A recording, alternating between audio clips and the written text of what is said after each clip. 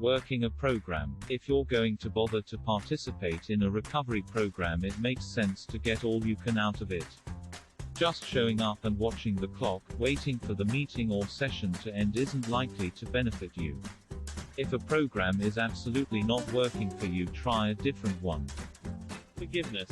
This is discussed to help one let go of the past. It is considered to be a gift we give ourselves.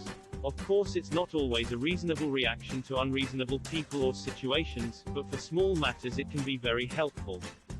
Self-care. When in active addiction, many of us, myself included, didn't take proper care of ourselves or our true needs. As recovering folks, we generally become healthier and develop healthier habits. This includes our physical, mental, and for some, spiritual lives. Tools. Recovery programs offer tools to help us along our journey. These can include ideas for relapse prevention, stress management, coping with our emotions, etc.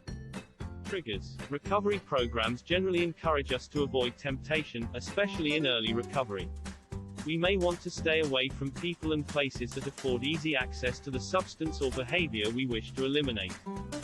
Personal responsibility. Emotional immaturity is common among addicts, and the tendency to blame others for our problems, seriously.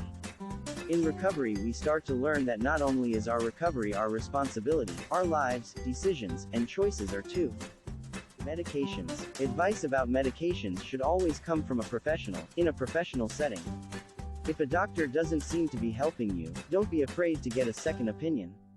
Self-medicating, whether the stuff is legal or not, is not likely to be beneficial for recovery. While others in recovery can share their personal experience with medications with you, this should not be taken as sound medical advice for you personally. We don't all respond to medications the same nor have identical medical histories. Service. It is often recommended to help new people in recovery as well as yourself.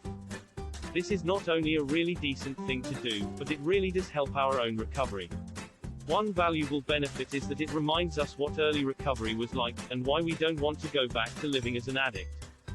Gratitude. Being grateful for what you do have, what you value, material objects, those you love, human, animal, divine, etc., is not only logical, but it's a great way to eliminate mild depression and self-pity.